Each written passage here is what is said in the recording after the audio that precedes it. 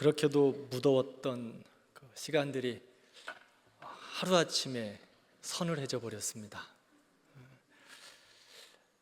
하나님께서 이렇게 한번 훅 바람을 부시면 모든 세계 만물의 창조물들은 이렇게 변할 수밖에 없는 것 같아요. 그런데 날씨가 좀 많이 갑작스럽게 서늘해졌는데 우리 성도님들 특별히 강건하시기를 바랍니다. 환절기에 요즘 또 감기 환자들도 많으신 것 같은데 하나님께서 우리 성도들의 건강을 지켜주시기를 기도합니다. 우리는 지난 주일 빌립보 교회를 향한 바울의 세 가지 기도를 살펴보았습니다. 첫 번째는 사랑으로 풍성하라. 두 번째는 선한 것을 분별하며 특별하게 살아라.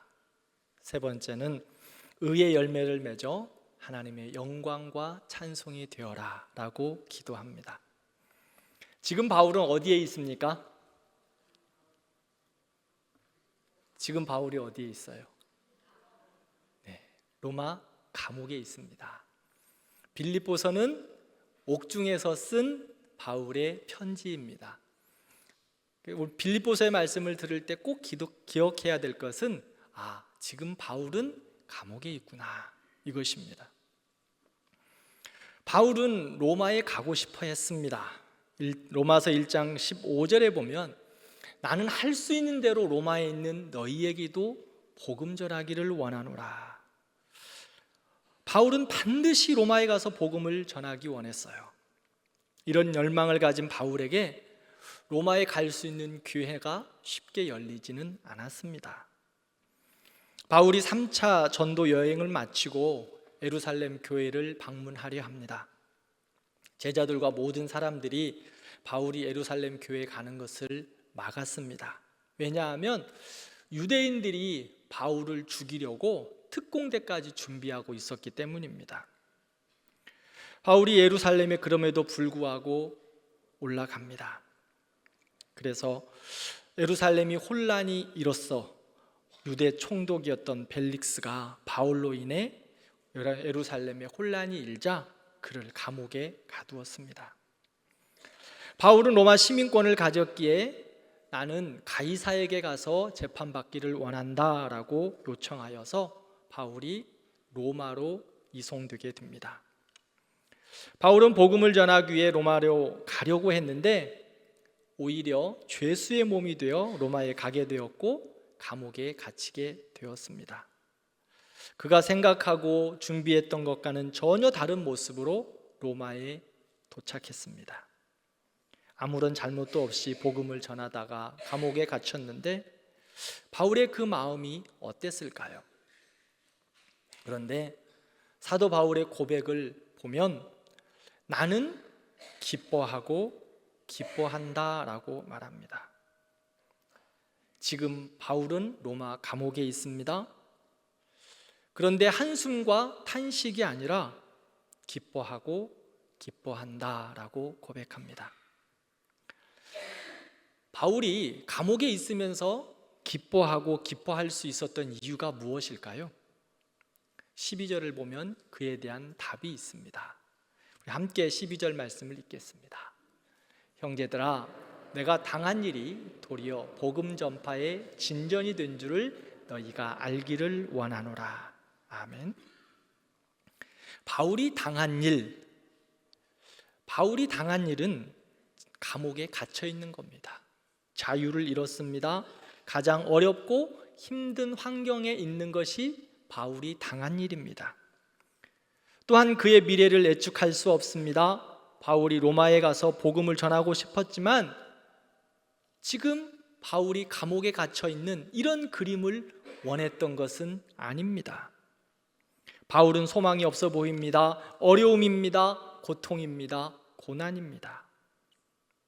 그런데 바울은 자신이 로마 감옥에 갇힌 일들에 대해서 어떻게 말하고 있습니까? 내가 당한 일로 인해 복음 전파의 진전이 되었다. 여기서 말하는 진전이라는 단어는 군대 용어입니다. 특별히 공병부대에서 쓰는 용어라고 합니다.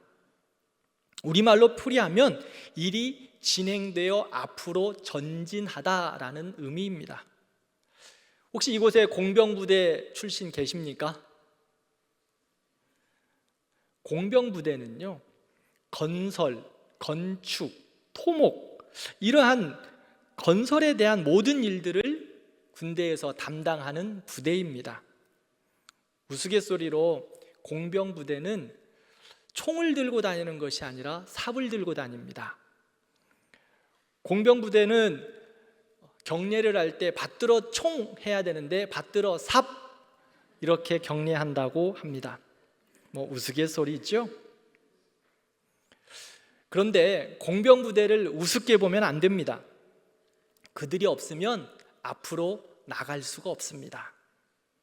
공병부대는 막힌 곳을 뚫어 길을 만들고, 없던 것을 만들어서 길을 만들고, 물 위에는 무언가를 설치해서 길을 만들어 군대가 앞으로 나갈 수 있도록 하는 아주 중요한 일을 하고 있습니다.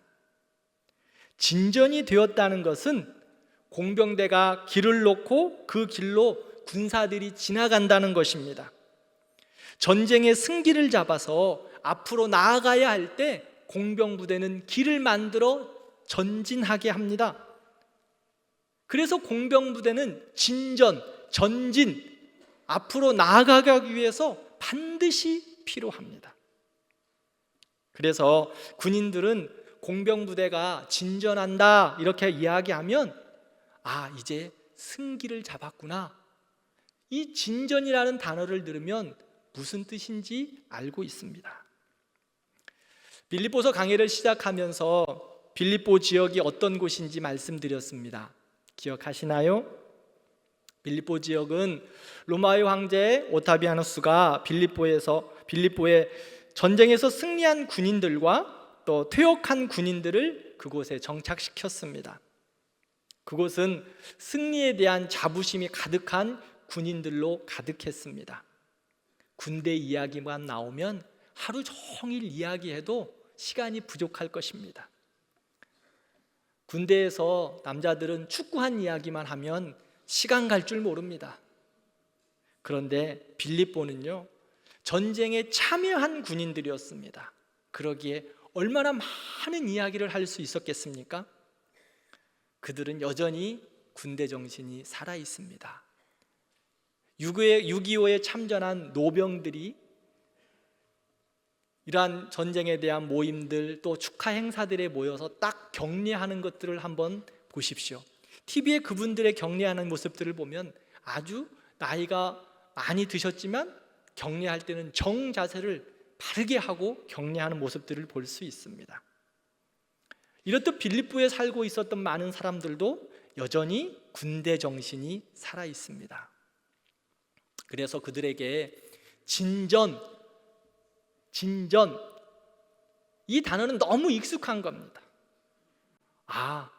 지금 상황이 어떤 상황이구나, 이 전쟁의 형편이 지금 어떤 형편이구나, 그들은 진정이라는 단어를 들으면 바로 알 수 있습니다. 사도 바울은 감옥에 있습니다. 그런데 왜 기뻐할 수 있을까요? 복음 전파의 진전, 앞으로 나아가는 일이 있기 때문입니다. 복음이 전파되는 것도 조금씩 전파되는 것도 아닙니다. 게릴라전처럼 여기서 조금 저기서 조금 승리하는 것도 아닙니다. 복음이 전파되며 승리하여 퍼져나가고 있는 것입니다. 빌립보 지역 군인과 군인 가족들이 많습니다. 그러므로 복음의 진전이 일어났다는 말, 복음의 승리가 일어났다는 것을 그들은 깨달았습니다. 복음이 승기를 잡아 새 길을 만들고 새 땅을 만들고 있구나, 그 길로 로마 군대가 승리를 위해 지나간 것처럼 하나님의 군대가 새 길을 만들고 하나님의 나라가 확장되고 있구나, 그렇게 이해했습니다. 그래서 바울은 빌립보 교회를 향하여 걱정하지 마, 내가 지금 로마 감옥에 있지만 걱정하지 마, 나의 당한 일로 인하여 복음의 진전, 하나님 나라의 확장, 하나님 나라가 승리, 하나님의 역사가 이루어지고 있다, 오늘 찬양대의 고백처럼 하나님의 방법, 하나님의 뜻, 하나님의 은혜대로 하나님의 역사를 이루어가고 있음을 말씀하고 있습니다. 그러기에 기뻐하라고 사도 바울은 권면합니다. 사랑하는 성도 여러분, 세상이 볼 때 하나님의 나라가 실패한 것 같고 패배한 것 같아 보일 때가 있습니다. 아무 열매 없이 그저 끝난 것과 같은 때도 있습니다. 그런데 하나님은 끝난 것 같은 그 자리에서, 실패한 것 같은 그 자리에서 하나님의 역사를 시작하십니다. 그곳에서 복음의 역사로 진전, 하나님의 승리, 하나님의 나라의 확장, 하나님의 역사가 일어나기 시작합니다. 예수 그리스도의 십자가의 죽으심은 모든 것이 끝난 것처럼 보였습니다. 십자가는 비웃음이었습니다. 죽음이었습니다. 그런데 하나님께서 예수 그리스도의 그 십자가 끝난 것과 같은 그 모습 가운데 우리를 구원하셨습니다. 그곳에서 우리의 승리, 하나님의 승리를 이루기 시작하셨습니다. 한국 땅의 개신교 선교사로 최초로 순교자는 토마스 선교사입니다. 그는 영국 웨일즈 출신으로 중국 선교에 대한 꿈을 가지고 상해에 도착했습니다. 그런데 3개월 정도 지나 아내를 먼저 하늘나라로 보냅니다. 그는 본국으로 돌아가지 않고 중국에 남아 선교에 대한 열정을 가지고 살아갑니다. 토마스 선교사는 우연히 조선에서 천주교 박해를 피해 산둥성으로 피난한 온 신자 2사람을 만났습니다. 조선 사람 2사람을 만난 이후 조선에 대한 선교 비전을 가지게 됩니다. 조선에 가기를 소망했는데 1865년 9월 한국으로 가는 배를 만나게 됩니다. 그는 많은 양의 한문 성경을 가지고 조선의 서해안으로 갑니다. 황해도 연안인 창린도에 도착해서 약 2달 반을 그곳에서 머물면서 섬 사람들에게 성경을 나눠주기도 하고 한국어를 배우면서 전도했습니다. 그리고 다시 중국으로 돌아갑니다. 그는 다시 조선 땅으로 가기 위해서 조선 선교를 위하여 준비합니다. 1866년 7월 미국 상선인 제너럴 셔먼호가 무역을 위해 한국으로 떠난다는 소식을 접하게 됩니다. 그는 이 배의 통역자로 승선하게 됩니다. 약 일주일 후 셔먼호는 대동강 입구 용강군에 도착합니다. 그 당시 우리나라는 쇄국 정책을 펴고 있었습니다. 그래서 외국 무역선들이 우리나라에 도착할 수 없었고 그렇게 서로 무역을 할 수 없었습니다. 법으로 금지되어 있었습니다. 그래서 관리들이 우리나라는 국법으로 무역이 금지되어 있으니 돌아가라고 명령합니다. 그런데 셔먼호는 관리였던 이 현익을 잡아 억류하고 강압적인 자세를 취했다고 역사는 기록합니다. 이에 군사들과 주민들이 돌을 던지고 활과 화승포로 대항하기 시작합니다. 위협을 느꼈던 셔먼호에서 소총과 대포로 반대로 응사를 합니다. 썰물 때가 되자 급격히 물이 줄어듭니다. 그래서 셔먼호는 강바닥에 좌초되고 말았습니다. 평양 감사였던 박 교수의 명에 따라 셔먼호에 불을 질렀습니다. 배에 불이 크게 퍼지자 탔던 모든 선원들은 대동강변으로 헤엄쳐 나왔는데 나오자마자 군사들이 그들을 모두 죽였습니다. 토마스 선교사도 더 이상 배에 있을 수 없어서 성경 몇 권을 가슴에 품고 강으로 뛰어내려 헤엄쳐 나왔습니다. 그런데 잡히자마자 참수형을 당했습니다. 토마스 선교사는 참수형을 당하며 가슴에 품고 있던 성경책을 강변에 뿌렸습니다. 당시에는 종이가 귀한 시대입니다. 그래서 선교사가 던진 성경책을 영문 주사였던 박영식이라는 사람이 주워 가지고 왔습니다. 그래서 이 성경책을 어디에 쓸까 하다가 성경책을 한 장씩 찢어가지고 집안 곳곳을 도배했습니다. 후에 최치량이라는 사람에게 박영식은 이 집을 팔았습니다. 자, 박영식, 최치량, 그들이 그 집에 누워서 무엇을 보았을까요? 도배를 했기 때문에 누워서 봐도 하나님의 말씀, 옆으로 누워도 하나님의 말씀. 하루는 누워서 천정을 바라봅니다. 하나님이 세상을 이처럼 사랑하사 독생자를 주셨으니 이게 무슨 말이야?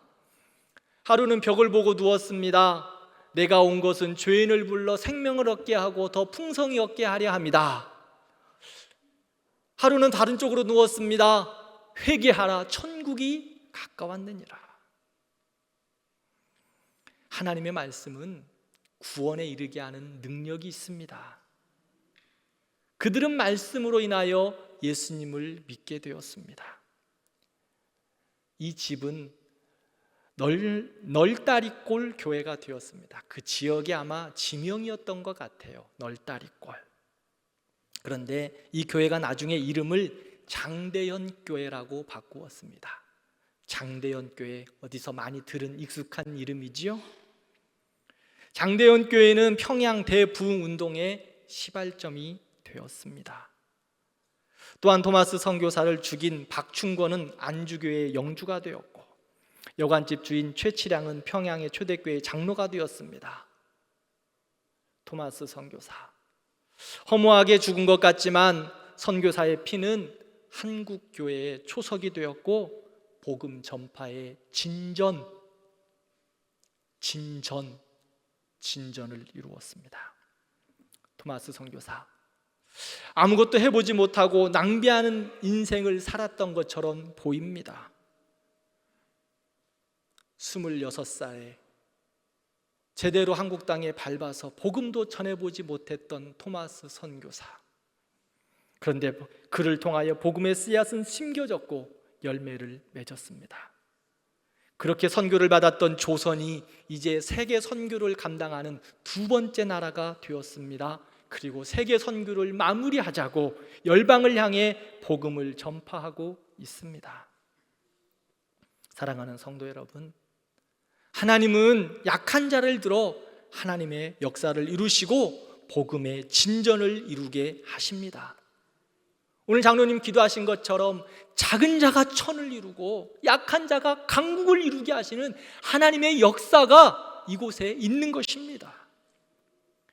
그러므로 우리는 연약함으로 낙심하지 말고 하나님의 부르심을 따라 순종하며 하나님의 사람으로 말씀을 따라 복음을 순종하는 우리가 되기를 바랍니다. 복음을 전파하는 우리가 되기를 바랍니다. 우리는 부족하지만 우리가 입을 열어 예수 그리스도를 전할 때 하나님이 역사하셔서 복음의 진전이 있게 하실 줄 믿습니다. 그 복음의 진전, 하나님 나라의 승리, 하나님 나라의 역사로 바울은 지금 감옥에 있지만 나는 기뻐하고 기뻐할 수 있다 고백하고 있습니다. 오늘 바울의 고백이 우리의 고백이 되기를 축원합니다. 나의 삶이 어떨지라 할지라도, 나의 모습은 약하다 할지라도, 나는 작은 자라 할지라도 하나님이 나를 향하여서 복음에 진전되도록 쓰임받는다면 나는 그것으로 기뻐하고 기뻐할 수 있다. 그렇게 고백하는 우리 모든 성도들, 우리 교회가 되기를 진심으로 축원합니다. 두 번째로, 바울이 감옥에 갇혀 있는데 어떻게 복음이 진전되었을까요? 13절을 보면 바울은 시위대에 잡혀 있다고 말합니다. 시위대는요, 로마 군대 중에서도 최강의 병사들이 모여있는 군대입니다. 즉 로마 황실의 친위부대입니다. 그들은 황제를 보호하는 군대로 시위대 감옥에 있는 사람들도 나름 그에 맞는 사람들이 시위대 감옥 안에 있었을 것입니다. 고위직에 있는 사람들이거나 귀족이거나 또 황실에 반대하는 그러한 역할을 했던 사람들이었을 것 같아요. 바울이 로마에 도착했을 때 바울 또한 시위대의 인계가 되었지만 처음에는 군사들의 감시를 받으며 사람들을 만나는 일도 조금은 자유로웠고 어느 정도로 자유로운 활동을 할 수 있었습니다. 바울은 그렇게 로마 감옥에서 2년을 지내는 동안 시위대 안과 밖 모든 사람들을 만나면서 복음을 전했다라고 성경은 말합니다. 처음에는 바울이 그곳에 도착했을 때 사람들이 그 바울에게 물었을 거예요. 당신은 로마 시민권을 가진 자인데 어떻게 이곳에 왔는지, 공부도 많이 했다고 들었는데 왜 여기 갇혀 있는지. 그때 사도 바울은 무엇을 이야기했을까요? 자기를 위한 변명을 했을까요? 아닙니다. 그는 다메섹에서 만난 예수 그리스도, 나를 인도하시고 나를 구원하시고 나와 늘 함께 하시는 그 예수 그리스도, 그 복음에 대해서 담대하고 거침없이 전하였습니다. 사도행전 28장 31절 말씀을 함께 읽겠습니다. 하나님의 나라를 전파하며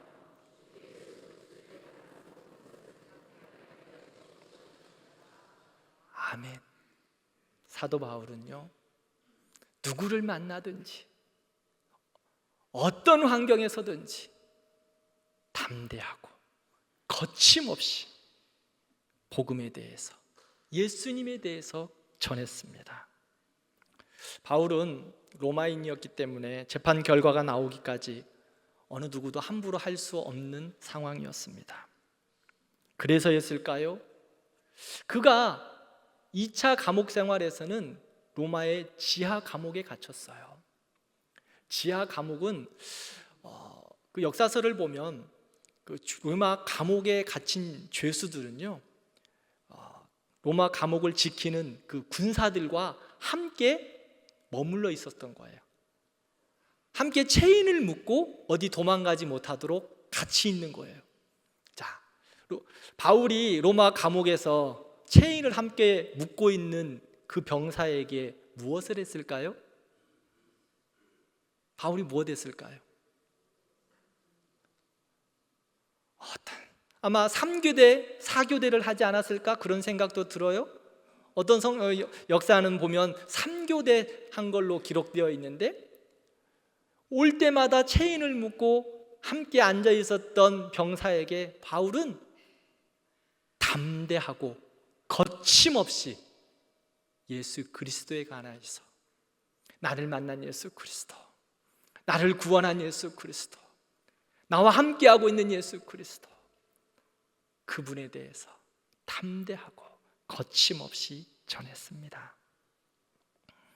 사랑하는 성도 여러분, 우리도 바울과 같이 복음을 위한 열정과 영혼 사랑에 대한 뜨거움으로 어디서나 언제든지 담대하고 거침없이 복음을 전하는 성도들 되기를 진심으로 축원합니다.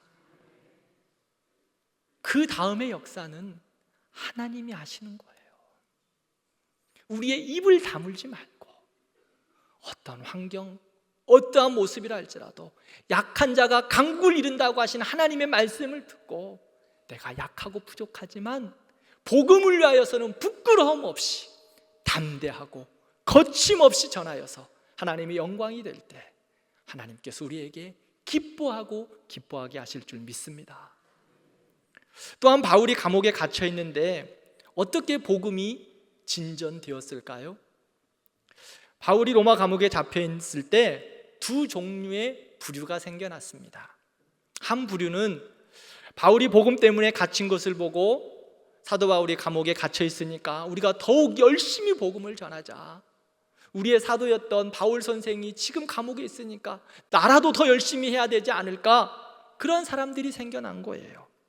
15절을 보면 이들을 향해 착한 뜻으로 복음을 전파하고 복음을 위해 세움을 받은 자들이며 사랑으로 복음을 전한다라고 말합니다. 이들은 복음을 전하다가 옥에 갇힌 바울을 생각할 때마다 편안히 앉아 있을 수가 없었어요. 하나님 나라에 동지의식이 있는 거예요. 바울은 사도니까 당연히 복음 전하는 거지, 뭐 그러다 감옥 갈 수도 있는 거지, 이렇게 생각하지 않은 거예요. 동일한 마음으로 나도 하나님의 사람이고 나도 복음을 들은 자인데 나도 그 감옥에 갇혀야 되는데 나는 지금 편한 삶을 살고 있으니까 나라도 열심히 복음 전해야지. 바울이 감당하지 못한 그 남은 일들을 내가라도 감당해야 되지. 이런 마음으로 바울이 못다한 복음을 전하는 사역을 자신이 대신 감당하겠다고 열정을 가지고 복음을 전하였습니다. 또 다른 부류는 바울을 시기하는 사람들도 있었는데 그들도 복음을 열심히 전했다고 말합니다.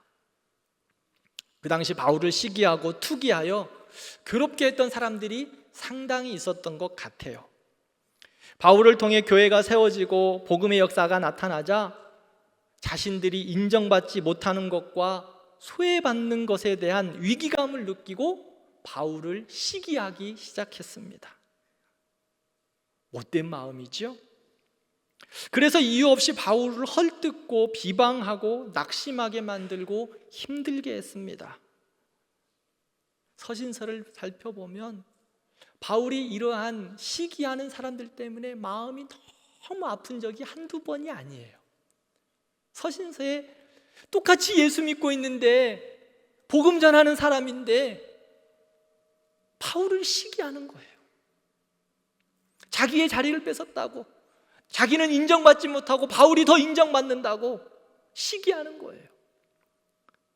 자기는 복음의 자리에 참여하지도 않으면서 하나님 나라의 역사에 동참하지도 않으면서 불평과 불만과 원망만 있는 거예요. 그러면서 잘 섬기고 있고 복음을 위하여 수고하고 있는 사람들을, 바울을 시기하고 불평만 해요. 그래서 바울은 그런 일들을 당할 때마다 늘 마음 아파했어요. 그런데 바울이 감옥에 갇히게 돼요. 바울을 시기하고 질투했던 사람들은 바울이 로마 감옥에 갇히자 내가 그럴 줄 알았다, 유난을 떨더라, 잘 갇혔다 비난했어요. 그리고 이제 내가 인정받을 수 있는 기회가 왔구나, 그렇게 도리어 투기로 비난하면서 복음을 전하고 있는 거예요. 바울이 복음을 전하지 못하는 환경에 있을 때 자신이 더욱 많은 일을 하겠다는 투기하는 마음으로 복음을 전했다고 성경은 말합니다. 자기들의 능력을 보여주고 싶었어요. 인정받고 싶었어요. 15절을 보면 그들을 향해 투기와 분쟁으로 하며 순수하지 못하게 다툼으로 그리스도를 전하는 사람들이다 라고 말합니다. 우리가 이 말씀을 보며 주의할 것이 있습니다. 복음을 전함에 있어 투기와 분쟁을 정당화해서는 안 된다는 것입니다. 사도 바울은 하나님의 사람들이 서신서 전체를, 바울 서신 전체를 살펴보면 하나님의 사람들이 착하고 바르게 말씀을 따라 살아가라고 권면합니다. 이것이 말씀으로 하나 되고 사랑으로 선행으로 격려하고 축복하는 천국을 이루어가는 원리입니다. 서신서를 통해서 계속해서 말씀하고 있어요. 투기와 분쟁이 괜찮다 인정해 주는 것이 아니라는 것입니다. 혹이나 투기와 분쟁으로 하더라도 하나님 나라의 유익이 된다면 교회가 그들을 너그럽게 사랑으로 이해하고 받아주라고 권면하는 겁니다. 교회 안에는 이런 일도 있다는 거죠. 대광교회는 한 명도 없어요. 그런데 다른 교회 가니까 있더라고요. 괜히 시기하고 질투하고 자기는 봉사의 자리에 참여하지도 못하면서 왜 이런 거 만들어서 하냐고 불평하고, 전도하라고 하면 전도의 자리는 나오지도 않으면서 요즘 이렇게 노방전도 해가지고 예수 믿는 사람이 어디 있느냐고 불평하고, 수고하고 눈물 뿌려 기도해야 될 자리에는 나오지도 않으면서 왜 기도 시간을 그렇게 많이 만드냐고 원망하고. 그런데요, 오늘 바울이 이야기하는 것은 그럼에도 불구하고 믿음의 사람들아, 그들도 예수를 믿는 사람들이기에 그들에게를 통하여서도 복음이 증거되기에 그들을 사랑으로 품어라, 이해하고 용납하라, 그들을 사랑으로 품어주고 축복해라. 왜? 그들을 통하여서라도 복음이 증거되기 때문이다. 이 말씀을 하고 있는 것입니다. 바울은 복음이 전파될 수만 있다면 지금 자신이 당하고 있는 억울함이나 비난 중요하지 않다는 겁니다. 자신의 자존심보다 하나님이 더 귀하기 때문입니다. 바울도 사람인데 왜 자신을 핍박하고 괴롭히는 그들이 밉지 않겠습니까? 똑같았어요. 그러나 바울은 복음이 증거되는 일에는 자신의 모든 것을 헌신짝 버려버렸습니다. 자신을 부인하고 오직 십자가의 복음만 증거되고 예수님만 증거된다면 자신은 부인하고 없어져도 아무 문제가 되지 않았습니다. 사랑하는 성도 여러분, 교회 안에는 약간의 생각의 차이가 있을 수 있고 관점의 차이가 있을 수 있습니다. 믿음이 성숙한 자도 있고 믿음이 조금 미성숙한 자들도 있습니다. 그러나 복음에 관한 한, 예수 그리스도에 관한 한 이견이 없을 것입니다. 그렇다면 복음의 진보를 위하여 마음을 열고 서로 인정하고 존중하고 서로 기뻐하는 성도들이 되시기를 축복합니다. 우리 교회가 그런 교회 되기를 진심으로 원합니다. 그래서 더 나아가서 그런 자들이 함께 모여서 우리는 복음을 위한 일에 열심을 내야 합니다. 복음의 전진을 위하여 함께 수고해야 합니다. 연약한 자들도 함께 손을 잡고 복음을 위하여, 하나님의 나라를 위하여 수고해야 합니다. 그것이 바로 기뻐하고 기뻐하는 것입니다. 말씀을 맺겠습니다. 바울의 삶은 오직 예수 그리스도였습니다.